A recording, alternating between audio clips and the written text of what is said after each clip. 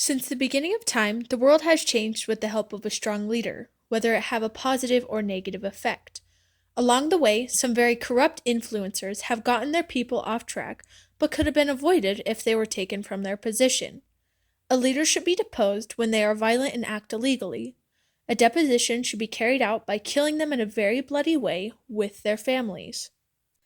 Violence has popped up a lot in the path of history.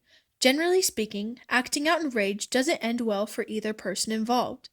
For example, in William Shakespeare's famous play Macbeth, the main character Macbeth goes after many people in order to preserve his position on the throne. This includes killing King Duncan, former friend Banquo, and many others along the way. In the end, Macbeth has his head cut off by Macduff, whose family was killed by Macbeth as well.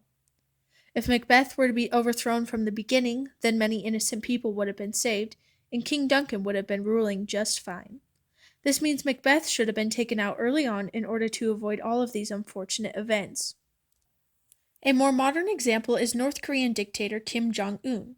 The Telegraph reported that after 12 citizens were found guilty on counts of pornography, one of them being his girlfriend at the time, had them shot down publicly. Every person that was killed was a famous North Korean performer. Although pornography is a very serious crime, public execution is very scarring for citizens to watch, especially the families of the victims.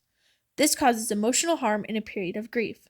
The third stage of grief, anger, causes those suffering to act out similar to Jong-un, leading to more unnecessary violence. Kicking out Kim Jong-un means that citizens wouldn't have to live in fear of being killed or their close ones either. If Jong-un were deposed, then citizens would be happier living in freedom. Therefore, the North Korean dictator should be overthrown. Violent, angry leaders have led to many unjustified killings, which leads to confusion and anger on the other side. Angry people turn a whole group upside down for the worst, which then leads to failure. Violent leaders should be deposed immediately in order to keep their organization stable. Leaders are often role models for the people following them, and if they're imposing illegal actions, then their people are most likely to follow in their footsteps, which is why leaders who are engaging in illegal activities should be deposed. In an article put out in late 2016 by New York Times, the writer explained that Joseph Kony, leader of the Lord's Resistance Army in Uganda, has 15 crimes against humanity placed on him. In his militant group, he recruits child soldiers who then kill and mutilate any victim in their path. Many African countries, as well as the United States, have been working to stop Kony since his start in 2008. Joseph Kony is seen as an unstoppable leader, despite leading one of the world's strongest terrorist groups. He has caused strife for many families and hurt the hearts of many more. Getting many people in on the illegal actions under Kony will soon lead to demolition of adjacent African countries and diffuse further out. If Kony isn't deposed soon, then the terrorism rates will only skyrocket and there won't be order to society, which means anything and everything goes, including crimes similar to Kony's. Not too far away in South Korea, Park Geun-hye is the first female president in South Korean history. In a story written by NPR, they state that Geun-hye has been participating in many scams with powerful South Korean-based corporations such as Samsung. Along with this, she has let an inexperienced lifelong friend decide on very important political decisions for her.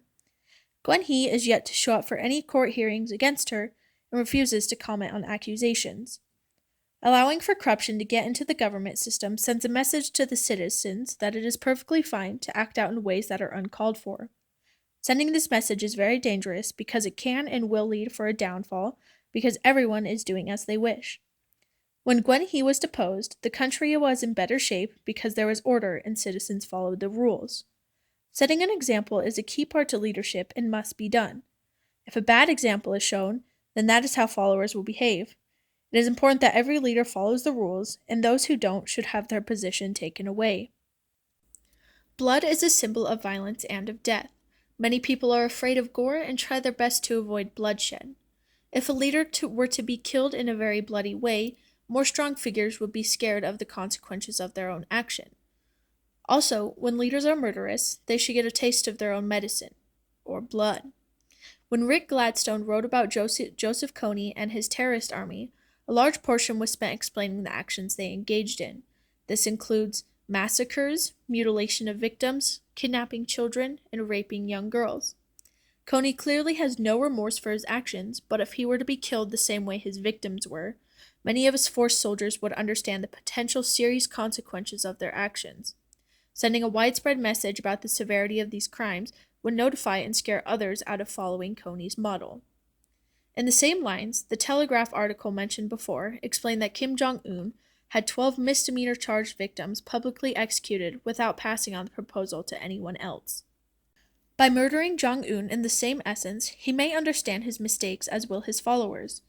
If a public execution were held for the dictator, the citizens will be scarred and worried about what would happen if they were to be heavily influenced by Kim Jong-un. Therefore, the country would run without violence and anger, which means Jong-un should be publicly murdered just like his victims. As for any leader that acts violent and destructs anything in their pathway, if they're murdered in a fashion filled with gore, then many will be scarred by the way this is carried, and then will be scared to act irrationally. Therefore, any leader who has killed another person in a violent way should then be deposed in the same way. Families are a very important supporting factor in anyone's life, and most would do anything to protect theirs. When a leader is deposed for being violent and or engaging in illegal activities, their families should be killed with them to show the stress that was put on the families of their victims. As mentioned earlier in Macbeth, Macduff's entire family was killed by Macbeth in order to intimidate him. Before this, Macbeth also attempted to kill Banquo's son in order to keep him from inheriting power. In the end, Lady Macbeth was killed shortly before Macbeth was. If a leader understood how much harm they were doing, they would be less likely to continue acting in the same ways. And if they knew their whole family would be killed right before they were, then the actions would stop this way too. Similarly, in the same article about Park Geun-hye, it explains that she let a family friend help in corrupting the system by working and bribing large corporations to receive large sums of money that went to fake nonprofits, which really just went into the pockets of Geun-hye and her partner.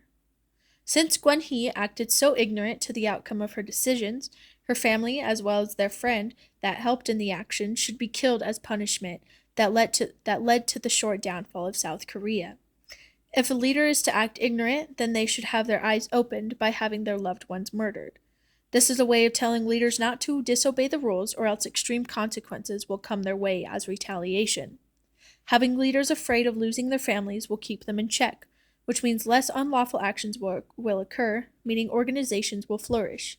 Therefore, leaders should be killed with their families.